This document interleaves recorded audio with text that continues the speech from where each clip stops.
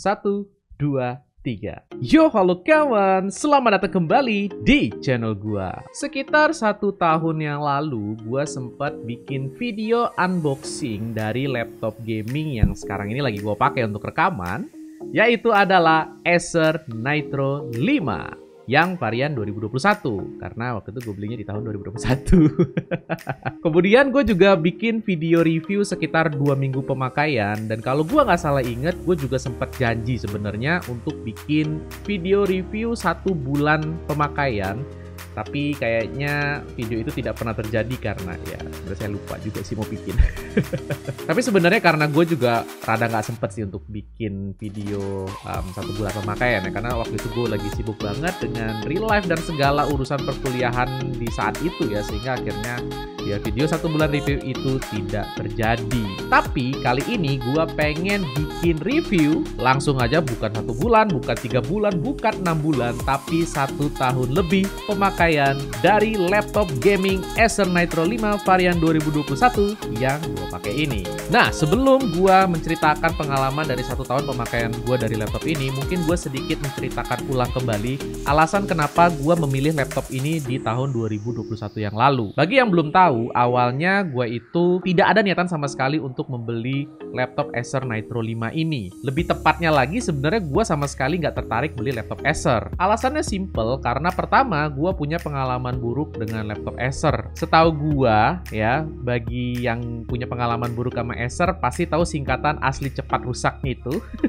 Dan gua sendiri dulu sebenarnya adalah pengguna dari laptop Acer. Yang sayangnya ya memang waktu itu menurut gua sih cukup ringkih dan punya pengalaman penggunaan yang buruk ya. Jadinya gua rada-rada trauma nih dengan semua produk dari brand Acer ini. Kemudian yang kedua, di tahun 2021 itu memang gue sudah niat untuk beli laptop gaming karena waktu itu kebutuhan gue lagi banyak dan padat banget, sehingga gue butuh sebuah komputer yang memiliki spek tinggi tapi juga punya mobilitas yang tinggi juga, sehingga gue memutuskan untuk membeli laptop gaming. Gue udah banyak riset dari laptop-laptop gaming yang beredar di Indonesia dengan budget yang gue punya pada saat itu, dan sejujurnya Acer Nitro 5 itu tidak masuk dalam list dari laptop yang pengen gue beli. Laptop yang pengen gue beli banget waktu itu, dan bahkan sebenarnya udah gue pesen, udah gue bayar ya, dan tinggal menunggu barangnya datang, itu adalah HP Omen yang varian Ryzen 5 5600H dengan GPU RTX 3060.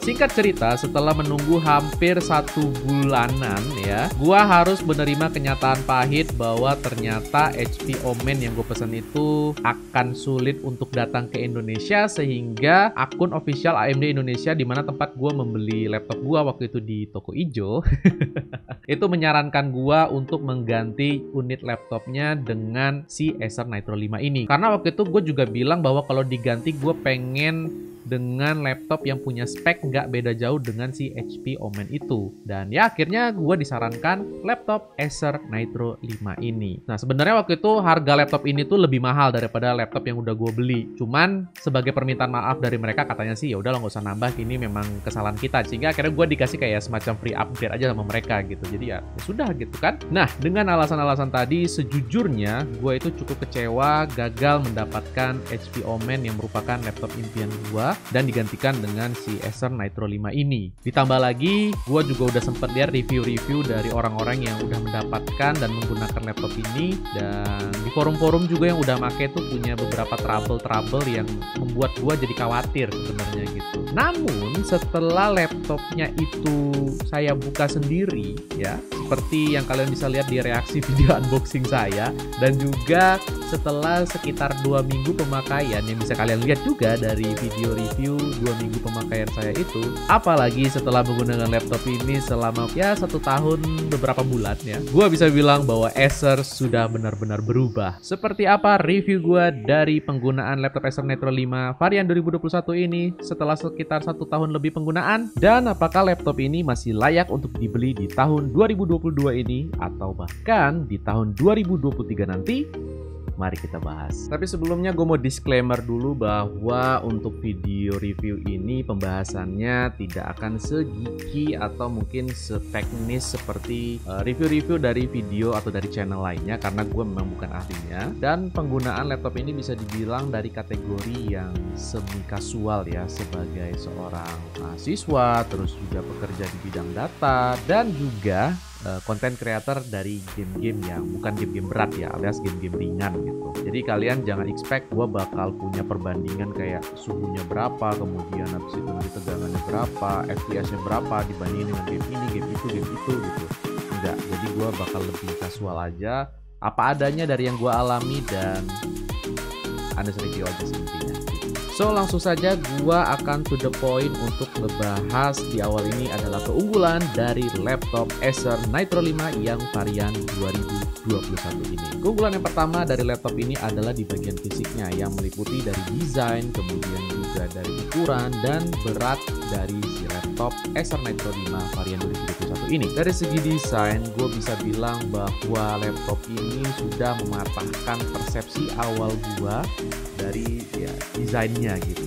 Seperti yang tadi gue bilang juga bahwa salah satu alasan kenapa gue tidak memasukkan game ini dalam list laptop gaming yang pengen gue beli adalah karena ketika gue ngelihat desainnya pertama kali, gue nggak suka. Gue gak happy lah dengan desainnya gitu. Tapi setelah gua unboxing, setelah gua pegang sendiri laptopnya, ternyata desainnya menurut gua sangat keren dan sangat indah sekali. Masih terlihat ada kesan gamingnya, tapi kalau dibandingi dengan yang seri tahun sebelumnya itu, ini jauh lebih elegan dan masih bisa dibilang jauh lebih tidak gaming lah ya gitu. Udah gitu juga aksen warna hitam dan merahnya udah nggak sekontras seperti di tahun yang sebelumnya. Kali ini warna hitamnya lebih mendominasi dengan sedikit aja warna merahnya, tapi itu udah ngebikin laptop ini jauh lebih bagus, lebih elegan, dan lebih keren dibandingkan dari yang versi sebelumnya. Untuk ukurannya sendiri menurut gue ini adalah standar dari laptop gaming. Gue nggak tahu secara spesifik ukurannya berapa, tapi yang jelas ini cukup pas untuk dimasukin ke tas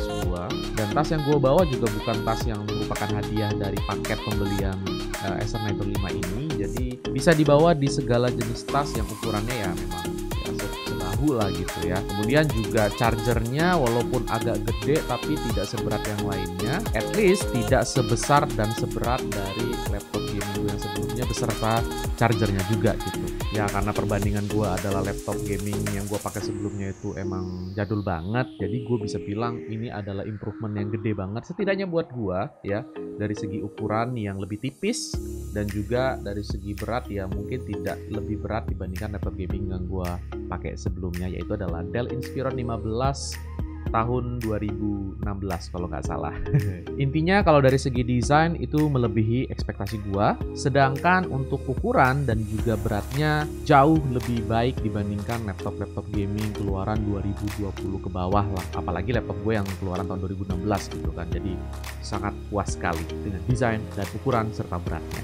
Berikutnya adalah keunggulan yang kedua, yaitu adalah spesifikasi dari laptop ini yang juga bisa dibilang salah satu alasan paling besar kenapa gua jadi happy banget punya laptop Acer Nitro 5 yang versi 2021 ini. Laptop ini ditenagai oleh prosesor Ryzen 7 5800H yang memiliki 8 core dan juga 16 thread. Seingat gua, prosesor ini merupakan prosesor generasi ketiga dari seri Ryzen yang konfigurasinya tuh udah sangat-sangat powerful banget, dan memang terbukti dari bagaimana performanya ketika gua pakai untuk berbagai kegiatan. Apalagi GPU-nya adalah RTX 3060 Mobile yang meskipun punya TDP 85 watt tapi masih bisa di-upgrade sampai 95 watt.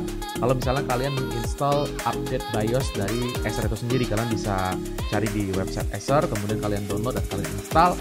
Walaupun katanya ada resiko kena break alias laptop kalian mati total, tapi gua nggak pernah nemu sih kasus kayak gitu, dan ya harusnya sih aman-aman aja karena gue udah setahun lebih pakai, nggak ada masalah sih dengan laptop gua gitu. Kemudian RAM bawaannya adalah 16 GB DDR4 dengan kecepatan 3200 MHz single channel sayangnya, sehingga gua waktu itu langsung membeli satu keping lagi dengan ukuran yang sama 16 GB, kemudian juga speednya sama di 3200 MHz, sehingga sekarang konfigurasi di laptop gue ini adalah dual channel dengan total RAM 32 GB dengan speed yang sama ya, 3200 MHz. Ini bener-bener meningkatkan performa laptop gua. Mungkin kalian bisa lihat di video review pemakaian sekitar 2 minggu gua yang lalu itu, dimana perbedaannya sangat signifikan. Waktu itu gua tes pakai Assassin's Creed Origin, kalau single channel itu di sekitar 60-an FPS. Setelah gua tambah RAM-nya jadi konfigurasi dual channel, FPS-nya meningkat menjadi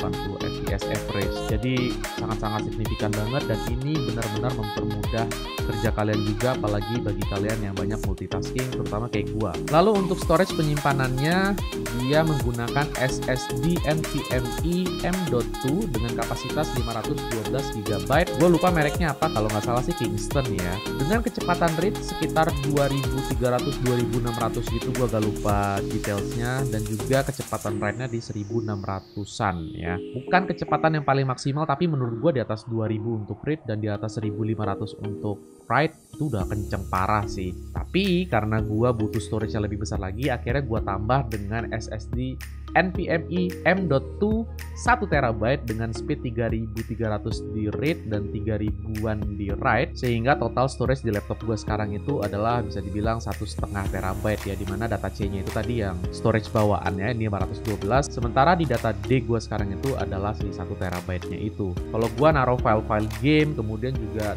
file-file codingan gue biasanya di data D, sementara kalau untuk software-software yang gue install itu biasanya di data C. Ya harusnya gue taruh di data D juga sih, karena speednya kan lebih tinggi, tapi ya dengan yang sekarang aja sih menurut gue tidak ada masalah ya dengan software-software yang gue install di speed yang di bawah dari yang data D, jadi ya tidak ada masalah gitu. Oh iya, selain dari dua slot SSD NVMe M.2 tadi, yang satu bawaan, yang satu yang bisa kalian tambah sendiri, sebenarnya masih ada satu lagi tempat untuk slot SATA 2,5 inch, dimana kalian bisa pakai hard disk atau juga SSD tapi yang tipenya SATA 2,5 inch gitu. Jadi totalnya dia punya 3 slot storage yang masing-masingnya itu maksimal bisa menampung 2 TB. Jadi ya totalnya bisa 6 TB. Jadi ya luar biasa sih, kalian mau menyimpan data 6 TB sih banyak sekali itu ya. Saya saja 1,5 kayaknya nggak bisa habis sih.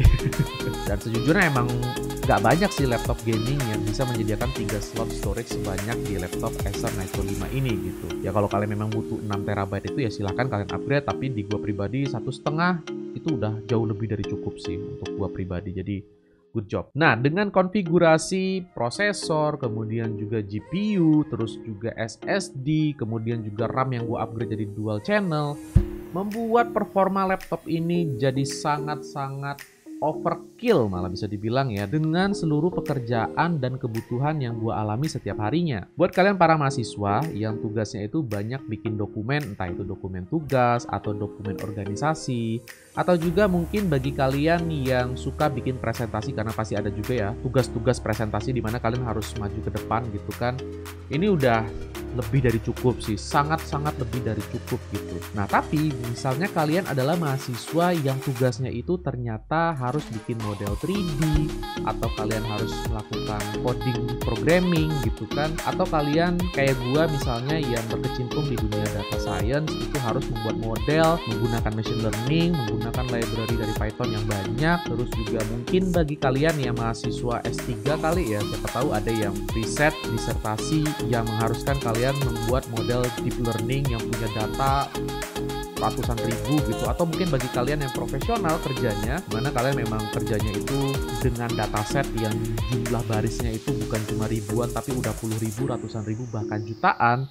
Laptop ini sudah sangat mumpuni sekali. Atau juga bagi kalian yang kerjanya menggunakan file Excel yang sangat banyak atau Google Sheet sehingga kalian harus membuka tab browser yang banyak. Kita tahu sendiri Google Chrome itu kadang-kadang makan RAM yang cukup banyak ya. Dengan konfigurasi yang ada di laptop ini, terutama apalagi kalau misalnya kalian upgrade seperti yang gue lakukan, sangat mumpuni sekali untuk memenuhi kebutuhan kalian sehari-hari. Selama 1 tahun pemakaian ini, gua tidak pernah mengalami yang namanya nge-lag. Bahkan tesis gua bisa dibilang sangat sukses besar sekali berkat konfigurasi laptop ini. Gua nggak perlu nunggu compile yang terlalu lama untuk bisa memproses dataset yang gue punya. Kemudian juga gue sempat bikin kayak aplikasi gitu yang sederhana sih sebenarnya, tapi itu juga bisa di-compile dengan sangat singkat sekali, bahkan lebih singkat dibandingkan kalau gue pakai collab-nya punya Google yang sistemnya itu adalah cloud ya. Jadi gue happy banget, investasi yang sangat-sangat layak sekali. Apalagi kalau kalian itu memang tujuannya buat gaming. Memang ini laptop gaming, jadi sudah pasti sangat bisa sekali. Gua sih pribadi nggak main game-game berat ya, tapi gua itu content creator, jadi gua itu nggak cuma main game, tapi gua ngerekam gamenya, gua edit gamenya, gua main gamenya sambil live streaming, dan kadang-kadang gue butuh layout yang segala macem gitu. Sehingga konfigurasi laptop ini yang sudah gue update dan gue upgrade itu sangat bisa sekali memenuhi kebutuhan gue. Apalagi kalau game-gamenya cuman game-game yang tahun 2022 ke bawah, itu udah pasti bisa dijalanin semua lah. Paling nggak dapat lah stabil di 50-60 fps. Gue pribadi bukan orang yang mendewakan fps banget, karena bagi gue bisa ada stabil di atas 40-an aja itu udah sangat-sangat lebih dari cukup. Bahkan dengan 30 fps aja gue bisa hidup dengan itu gitu loh. Jadi sangat amat nggak masalah buat gue pribadi ya. Dengan spek kayak gini sih udah sangat-sangat overkill. Terus apalagi ya, oh paling ini sih, karena gue kan lebih banyak bermain menggunakan emulator ya. Untuk emulator game-game klasik kayak NES, SNES, kemudian juga Game Boy Color itu udah pasti jalan. Nah, karena di laptop biasa juga jalan gitu. Tapi kalau kayak yang emulator PS1, PS2, PS3, terus juga citranya 3DS, atau juga mungkin Dolphin-nya Wii dan juga Wii U, itu semuanya bisa lancar banget main di sini. Walaupun mungkin kalau kayak emulator PS3 itu masih belum sempurna banget ya, jadi nggak semua game bisa lancar. Tapi untuk game-game yang memang dari list si emulator PS3 nya sendiri itu playable, udah pasti lancar sih. Terakhir gue pernah nyoba main Last of Us, itu memang game yang belum sempurna banget pengembangannya untuk di emulator PS3, tapi gue bisa dapet di 40-50 fps di daerah-daerah yang nggak terlalu banyak detailsnya. Sementara di daerah yang luas yang butuh banyak details itu masih di 15-an sampai 20 fps. Masih belum sempurna, tapi gue yakin itu masalah di software aja sih, bukan masalah di hardware-nya gitu. Terus juga layarnya punya resolusi Full HD 144Hz. Jadi kalau misalnya kalian suka dengan game-game yang kompetitif, entah itu kayak Dota atau mungkin juga game-game FPS kayak Valorant, juga Apex, terus juga mungkin CSGO, ini udah sangat-sangat bisa banget untuk dipakai dengan lancar dan punya FPS yang tinggi gitu. Sementara itu untuk kelengkapannya, di sebelah kiri laptopnya ada Kensington lock, kemudian juga ada exhaust keluar di sebelah kiri. Lalu juga ada port untuk Ethernet, jadi kalian bisa colok kabel LAN kalian kalau misalnya mau pakai kabel untuk internet. Kemudian juga ada 2 slot USB 2.0 dan ditambah lagi 1 audio jack. Jadi kalian kalau misalnya punya headset yang bisa dicolok, bisa dicolok ke situ. Sementara di sisi kanan ada exhaust untuk angin keluar di bagian kanan.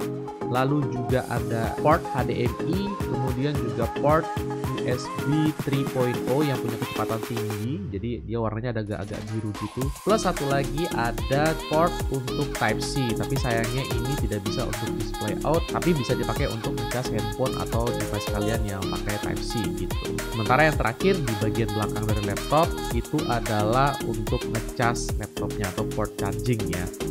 Dan ini mungkin kesalahan bagi orang yang baru beli laptop Acer Nitro 5 ya. Jadi kalau kalian ingin ngecas laptop Acer Nitro 5 kalian, colokannya itu ditekan sampai ada bunyi ceklek gitu. Jadi benar-benar ditekan banget sampai lampu indikator chargingnya itu hidup ya.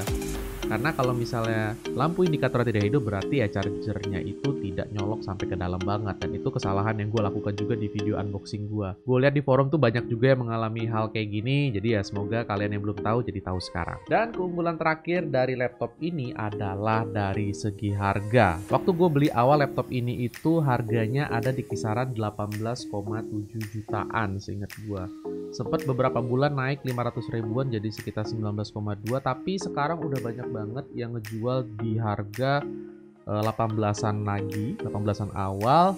Dan kalau misalnya kalian nyari yang second, tapi second yang lumayan baru, itu sudah ada banyak di harga sekitar 17-an. Harga terendah yang pernah gue temui di e-commerce itu sekitar 14-an, bahkan ada yang kalau lagi BU banget itu hampir 13 jutaan. Itu dengan kondisi tidak ada upgrade apapun ya, nggak ada SSD tambahan, nggak ada keping RAM tambahan. Jadi bener-bener kondisi pertama kali kalian beli dan dijual dengan harga segitu. Jadi kalau misalnya kalian pengen beli laptop ini tapi nggak mau beli dengan harga baru, ya kalian bisa cari secondnya. Dan meskipun second dengan konfigurasi kayak gini sih, menurut gua sih ya worth it banget ya harga segitu, karena yang varian pakai prosesor Intel i5 dan juga GPU-nya RTX 3050 aja kisaran harganya ada di 13-an gitu kan.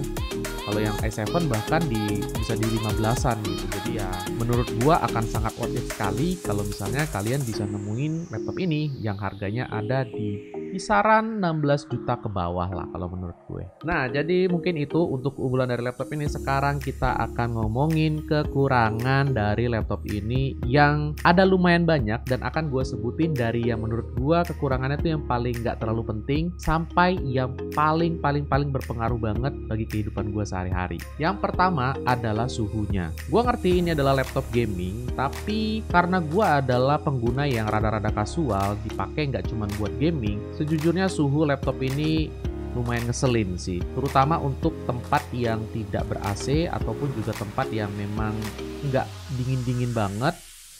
Kerasa banget ketika kalian cuma sekedar ngetik atau kalian cuma sekedar browsing-browsing, itu panasnya ya lumayan lah gitu. Bahkan gue juga sering kali mengalami tempat gue yang kayak sekarang misalnya di kamar gue ini AC-nya nggak terlalu dingin, dan ketika gue hidupin laptop, ujung-ujungnya kamar gue jadi rada-rada gerah gitu. Sebenarnya bisa diakali dengan meningkatkan kecepatan fan-nya jadi di maksimum banget, tapi suara berisiknya tuh gue juga nggak tahan banget. Jadi gue selalu settingnya berada dalam kondisi balance ya. Gue nggak pernah sih pakai kondisi laptop ini di high performance karena gue nggak tahan dengan suara berisik kipasnya itu sih. Kemudian yang kedua adalah meskipun layar monitor ini sudah 144 Hz, tapi sayangnya tidak 100% sRGB. Sebenarnya bagi gue yang nggak butuh untuk melihat warna yang benar-benar detail banget, karena gue juga main game yang penting kelihatan warnanya, itu nggak ada masalah sih dengan tidak 100% sRGB. Tapi setelah 1 tahun lebih pemakaian ini, karena gue sering juga nonton film-film di Netflix, di Disney Plus, di Amazon Prime, terkadang gue ngerasa emang jadi nggak kelihatan wah gitu loh dari scene-scene yang harusnya keren dengan warnanya gitu. Dan disitulah gue merasa bahwa kayak, oh ternyata 100% sRGB itu penting banget ya. Apalagi gue pernah nyobain MacBook temen gue yang memang udah 100% sRGB dan itu indah banget warnanya, bener-bener ngebikin apa yang kita lihat visual itu jadi bener-bener berkali-kali lipat lebih indah. Sehingga ya meskipun di awal gue ngerasa nggak terlalu peduli, tapi pada akhirnya 100% sRGB dengan tidak 100% sRGB itu sangat ngaruh banget sih dengan bagaimana pengalaman kita dalam menggunakan si laptop ini sendiri. Itu sih setidaknya dari gua. Kekurangan yang ketiga adalah speaker dari laptop ini. Harus gua akui suaranya itu rada geber banget kalau misalnya kita menghidupkan musik atau juga lagi presentasi atau meeting yang harus pakai speaker dari laptop ini gitu. Gua ngerasa pengalaman gua dalam mendengarkan musik atau kadang-kadang ketika lagi nonton film juga, dan ketika lagi ada orang yang lagi presentasi atau menjelaskan pekerjaannya, itu seringkali tidak terdengar dengan jelas gitu. Dan cara gue mengakalinya adalah mau nggak mau gue jadinya harus pakai headset gitu. Entah yang headset yang earphone atau yang headphone kayak gini, atau juga bisa pakai TWS. Kalau dulu sih gue selalu menggunakan speaker dari monitor eksternal yang gue punya gitu. Kebetulan memang dia punya speaker dan itu speakernya bagus banget menurut gue, sehingga gue nggak terlalu peduli dengan speaker audio ini. Cuma karena beberapa bulan terakhir gue lagi nggak pakai monitor eksternal itu, gue cuma pakai laptop ini aja, baru gue ngerasain ternyata pengalaman mendengarkan audio dari speaker laptop ini tuh kurang asik gitu. Jadi ya paling ya solusinya kayak gue tadi gitu, pakai earphone atau kalian beli headphone yang emang bagus sehingga bisa kalian pakai untuk mendengarkan audionya itu lebih sempurna lah pengalamannya. Kalau kalian ngandalin cuma dari speaker audio ini,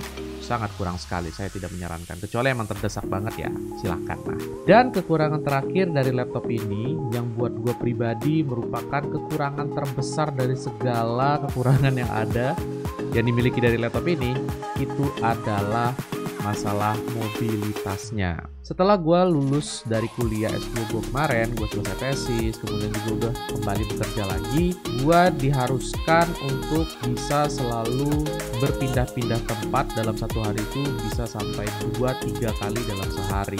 Menggunakan laptop ini ketika bekerja yang mengharuskan gue untuk pindah-pindah tempat kayak gitu adalah sebuah bencana buat gue. Alasannya simple sih, karena satu, meskipun gue tadi bilang bahwa dari segi berat ini ya sebagaimana standar laptop gaming kebanyakan, itu tetap berat untuk orang yang sering pindah-pindah gitu. Bayangin lu bawa barang sekitar 2-3 kilo beserta dengan chargernya ya, kemudian lu taruh di tas, lu bawa-bawa terus, itu capek banget men.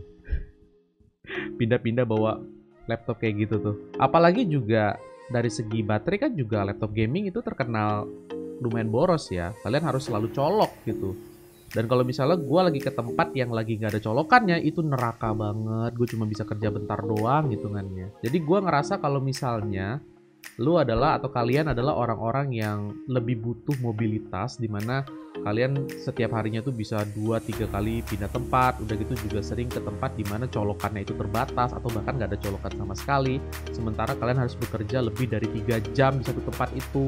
Gua rasa laptop ini atau bahkan mungkin bisa dibilang laptop gaming secara keseluruhan itu tidak cocok lah ya untuk kalian. Gue pribadi aja sampai berpikir gue pengen jual nih laptop untuk ganti ke laptop yang punya daya tahan baterai yang lebih kuat dibandingkan ini gitu. Karena gue kalau misalnya pindah-pindah tempat gitu, kalau gue lagi kerja di luar itu gue biasanya cuma buat ngetik doang atau browsing gitu. Atau misalnya meeting pakai Zoom, pakai Gmeet. Tapi kalau misalnya kalian kerjanya cuma di satu tempat doang, cuma di satu meja itu aja setiap harinya, atau kalian pakai ini khusus untuk gaming, untuk ngedit video, ngedit foto, atau ya live streaming aja, ini bagus banget. Tapi ya balik lagi, kalau misalnya kalian sering pindah-pindah, sangat tidak disarankan. Buat gua masalah terbesar laptop ini adalah tidak bisa dibawa pindah-pindah tempat dengan nyaman, karena satu berat, kedua juga baterainya tidak cukup lama, dan harus selalu dengan colokan, sehingga kalau misalnya habis nyolok, nanti kalian mau pindah harus cabut lagi colokan, masukin segala macam, itu ribet banget, ngabisin waktu banyak di situ. So itulah dia keunggulan dan kekurangan dari laptop gaming Acer Nitro 5 varian tahun 2021 ini. Secara umum sih gue happy sebenarnya dengan performa dari laptop ini. Kalau misalnya gue lagi meeting keluar yang dimana gue harus pakai laptop ini, ya gue sih ngerasa nggak malu-malu banget karena desainnya itu tetap elegan, tetap nggak gaming yang norak gitu, jadi tetap oke. Terus juga sangat mendukung bagi segala kegiatan gue sehari-hari, baik itu untuk bekerja, terus juga untuk content creation, kayak misalnya gue merekam game, gue ngedit video dari rekaman gue, atau gue lagi main game sambil live streaming, semuanya bisa terpenuhi banget. Ditambah lagi dari segi harga, ini juga masuk banget ke budget gue, dan juga mungkin masuk banget ke budget orang-orang yang nyari spek tinggi tapi harganya nggak terlalu mahal. Apalagi secondnya sekarang udah sangat-sangat terjangkau banget lah. Cuman karena kebutuhan gue sekarang adalah mobilitas yang sangat tinggi, dimana gue sehari itu bisa 2, 3, 4 kali pindah tempat ya, dan kadang-kadang tempatnya itu susah ada colokan, sekalinya ada colokan tapi rebutan dengan orang lain, sementara gue harus stay di situ beberapa jam.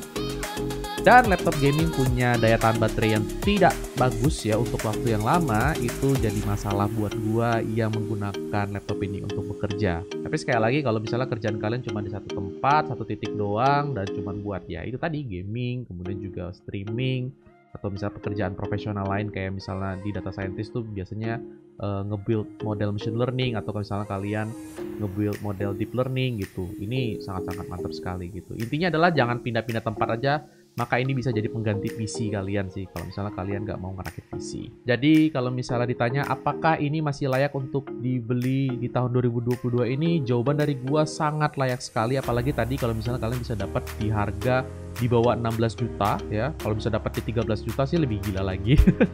Bahkan untuk di tahun 2023 pun menurut gua ini masih sangat layak sekali. Mengingat hampir sebagian besar game-game terbaru yang ada saat ini itu bisa dimainkan semua di laptop ini dengan settingan ya mungkin nggak rata kanan ya, tapi paling tidak di settingan medium, dan itu sudah pasti bisa dapat di 50 ke atas fps, stabil di 60 fps lah gue yakin gitu. Jadi masih sangat worth it banget. Lagi-lagi kalau misalnya kalian bisa ketemu di harga yang sangat murah, bakal jadi double worth it-nya gitu. Oke, jadi mungkin segitu dulu dari gua untuk video review penggunaan laptop Acer Nitro 5 varian tahun 2021 selama kurang lebih 1 tahun beberapa bulan ini. Menurut gue pribadi, jargon asli cepat rusak itu sudah tidak relevan lagi karena ya selama setahun lebih ini gue nggak ngerasa ada kerusakan apapun sih di laptop gue. Problem-problem yang gue temui ketika baru 2 minggu gue pakai itu sama sekali udah nggak pernah gue temui lagi. Jadi ya aman-aman aja gitu. Dan juga problem-problem yang gue temuin di forum-forum, entah kayak layarnya apa segala macem, gue sih aman-aman aja. Jadi ya sangat oke buat gue pribadi dan gue merekomendasikan ini buat kalian semua. So segitu dulu dari gue, sampai kita bertemu lagi di apa? Ada paket. Hah? Paket apaan?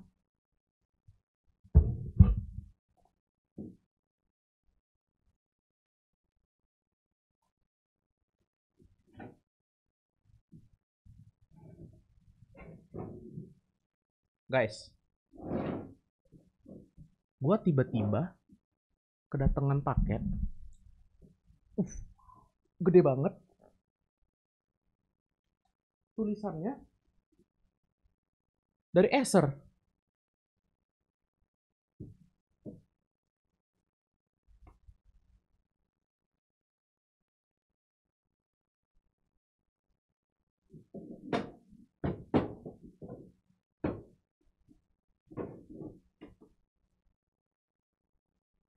Kira-kira apaan ya? Tunggu unboxingnya nanti.